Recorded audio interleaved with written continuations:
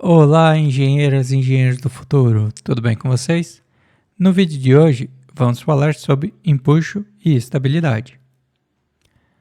Todos nós já ouvimos falar do princípio de Arquimedes, que fala que corpos imersos em líquidos estão sujeitos a uma força de empuxo igual ao volume deslocado.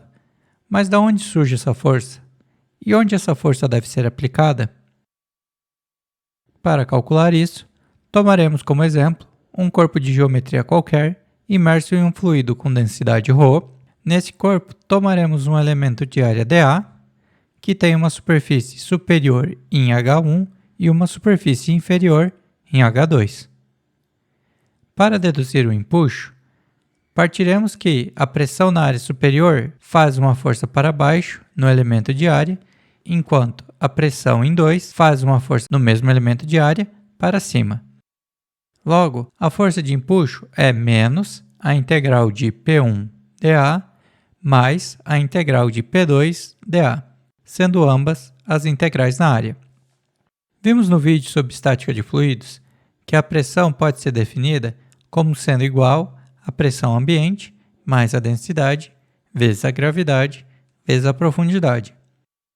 Substituindo na fórmula do empuxo e rearranjando as equações, conseguimos mostrar que o empuxo é igual à densidade do fluido vezes a gravidade vezes a integral de H2 menos H1 vezes dA.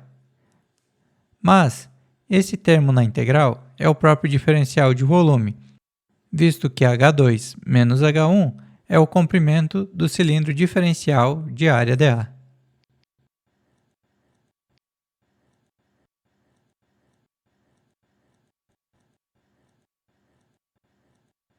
Com isso, mostramos que a força de empuxo é a densidade vezes a gravidade vezes o volume deslocado. Assim como fizemos para calcular o empuxo, pode-se mostrar que a linha de atuação do empuxo atua sobre o centroide do volume deslocado. Para isso, consideraremos a contribuição de empuxo de cada elemento diferencial e sua distância para o eixo z, que chamaremos de x, para determinar o ponto de aplicação de força. Isso acontece de uma forma muito semelhante ao que fizemos para calcular o ponto de aplicação de forças de superfícies submersas. A principal aplicação desse conceito é a verificação da estabilidade de embarcações. Imaginemos duas embarcações.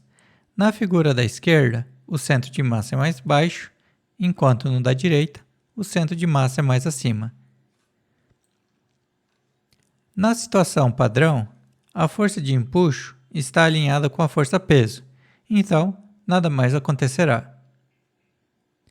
Mas quando a embarcação sofre uma perturbação, como por exemplo uma onda lateral, a embarcação inclina e a força de empuxo e a força-peso fazem um momento que tendem a girar a embarcação novamente para a posição de equilíbrio.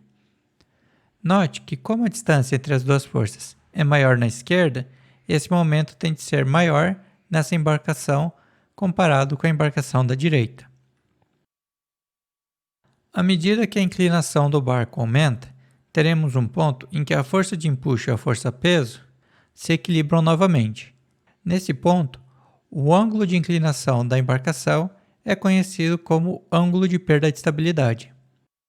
Se o ângulo de rolamento exceder esse ângulo, se o ângulo de rolamento exceder o ângulo de perda de estabilidade, o barco tenderá a emborcar até encontrar uma nova situação de equilíbrio. Isso é mostrado nessa figura. Notem que a linha de força-peso passou da linha de atuação do empuxo. Nesse caso, o momento que é gerado por essas forças tende agora a emborcar o barco até uma nova situação de equilíbrio. Algumas estratégias são utilizadas para aumentar a estabilidade de embarcações. Fazer cascos mais largos, com bordas livres das embarcações mais altas, mas principalmente o uso de lastro para deslocar o centro de gravidade.